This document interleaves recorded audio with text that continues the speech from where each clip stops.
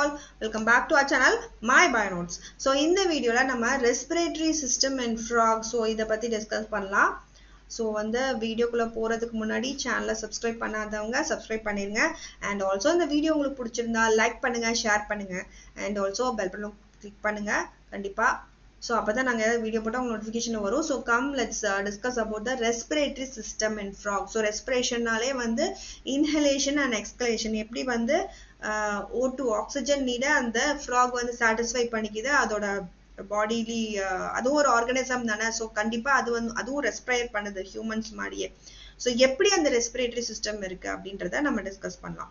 So ஃப்ராகை பொறுத்த வரைக்கும் பாத்தீங்க அப்படின்னா you all know it is an amphibian இல்லையா. ஸோ ஆம்ஃபிபியன்னா என்ன? ஸோ அது வந்து வாட்டர்லயும் இருக்கும் அப்புறம் லேண்ட்லயும் இருக்கும். ஸோ ரெண்டுலயுமே இருக்கும் இல்லையா. ஸோ வாட்டர்லயும் இருக்கும்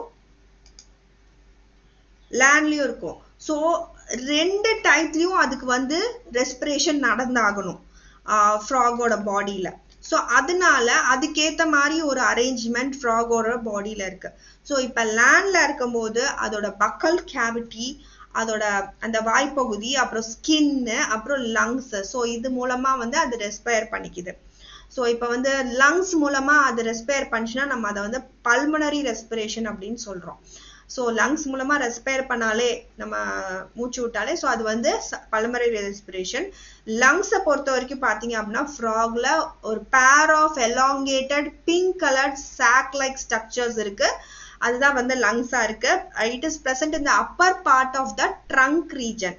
ஸோ ஒரு ஃப்ராக்ல ட்ரங்க் ரீஜன் இருக்கும் இல்லையா. ஸோ நம்ம ஹெட் ட்ரங்க் அப்படின்னு சொல்லுவோம்.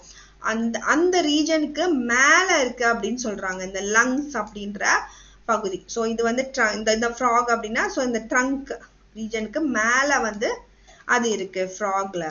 And also nostrils to buccal cavity to lungs, the path of the travel, அந்த ஏர் எப்படி டிராவல் ஆகுதுன்னு பாத்தீங்க அப்படின்னா ஃப்ரம் த நாஸ்ட்ரல்ஸ் வெளில இருக்க அந்த ஓப்பனிங் மூலமா பக்கல் கேவிட்டிக்கு போய் பக்கல் கேவிட்டில இருந்து it goes in to the lungs.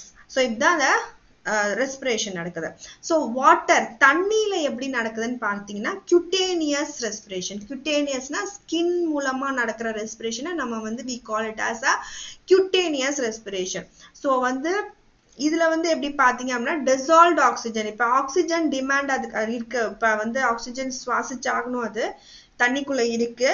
So oxygen எப்படி எடுத்துக்க போகுது? ஆப்வியஸா எப்படி தண்ணியில இருக்க ஆக்சிஜன். ஸோ அதனாலதான் அது டிசால்வ்டு ஆக்சிஜன் காத்துல இருந்து ஆக்சிஜன் எடுக்க முடியாது. ஸோ தண்ணியில இருந்து எடுக்கும் போது அது வந்து டிசால்வ்டு ஆக்சிஜனா தான் இருக்கும். ஸோ அந்த டிசால்வ்டு ஆக்சிஜன் வந்து டிஃப்யூஷன் மூலமா அந்த ஸ்கின்ல போயிட்டு வருது. அதுதான் வந்து டிஃப்யூஷன் அப்படின்னு சொல்றாங்க. ஸோ உள்ள என்டர் ஆகுறது அந்த ஸ்கின் ஃப்ராக்ல இருக்க ஸ்கின் மூலமா ஜஸ்ட் உள்ள டிஃப்யூஸ் ஆகி தட் ஆக்சிஜன் இதை வந்து அது சாட்டிஸ்ஃபை பண்ணிக்குது.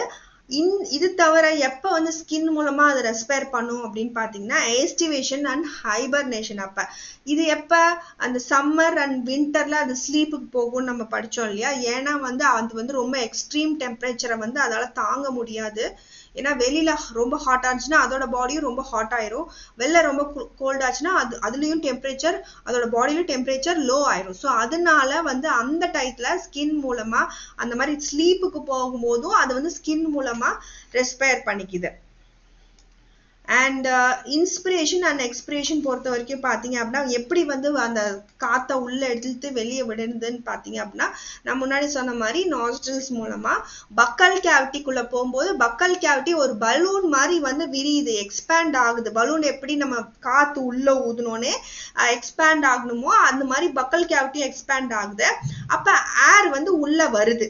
ஸோ நம்ம உள்ள பலூன்ல இப்படி ஊதும் போது ஏர் உள்ள போகும்போது பலூன் இப்படியே பெருசாகும் இல்லையா. ஸோ அதே மாதிரி இந்த பகுதி வந்து பெருசாகுது பலூன் மாதிரி. அப்போ வந்து ஏர் தன்னாலே உள்ள போய் air is drawn into the buccal cavity. எப்படி வந்து நம்ம உள்ள இப்படி ஊதுவோம் ஆனா இது உள்ள இழுக்குது. So air is drawn into from outside and lungs. So இப்படிதான் வந்து இன்ஸ்பிரேஷன் நடக்குது, அப்புறம் லங்ஸ்குள்ள போகுது. ஸோ ஆனா எக்ஸ்பிரேஷன் வெளில காத்து எப்படி வெளில வரும்னா பக்கல் கேவிட்டி கான்ட்ராக்ட். இப்போ ஒரு பலூன் சுருங்குற மாதிரி அந்த பக்கல் கேவிட்டி இதுதான் இந்த பகுதி தான் பக்கல் கேவிட்டி. அது சுருங்கும் போது ஏர் இப்ப பலூன்ல இருக்க காத்தை நீங்க இப்படி அமுத்தும் போது அது வெளில டப்புன்னு வெடிச்சிட்டு போகும். சப்போஸ் ஓப்பனிங் இருந்தா அந்த ஓப்பனிங் வழியா போயிடும். இப்ப நீங்க அந்த ஓப்பனிங்கை விட்டுட்டீங்கன்னா அது வழியா வெளில போயிடும். அதே மாதிரி அந்த பக்கல் கேவிட்டி சுருங்கும் போது அந்த ஏர் வந்து அது தன்னால வெளில போயிடுச்சு நாஸ்ட்ரில்ஸ் வழியா. அது வெளில போகும்போது ஒரு சைடு இந்த சைடு அந்த பக்கல் கேவிட்டி தான் இங்க மெயினா இம்பார்ட்டண்டா மேஜர் ரோல் பிளே பண்ணுது. அது கான்ட்ராக்ட் ஆகி சுருங்கி விரியறதுனால தான் இந்த இன்ஸ்பிரேஷனும் எக்ஸ்பிரேஷன் நடக்குது. ஒரு சைடு காத்து இந்த சைடு வெளில போகுது, இந்த சைடு லங்ஸ்குள்ளேயும் வந்து கொஞ்சம் காத்த தள்ளிடுது. So air is forced into the lungs also. So இப்படிதான் அந்த இன்ஸ்பிரேஷனும் எக்ஸ்பிரேஷனும் நடக்குது ஃப்ராகை பொறுத்த வரைக்கும். Hope you understood. So thank you all for watching my video. N video உங்களுக்கு பிடிச்சிருந்தா லைக் பண்ணுங்க, ஷேர் பண்ணுங்க, and also பெல் பட்டனும் கிளிக் பண்ணுங்க. அப்பதான் நாங்க ஏதாவது வீடியோ போட்டோம் நோட்டிஃபிகேஷன்ல வரும். Happy learning to you all. Thank you.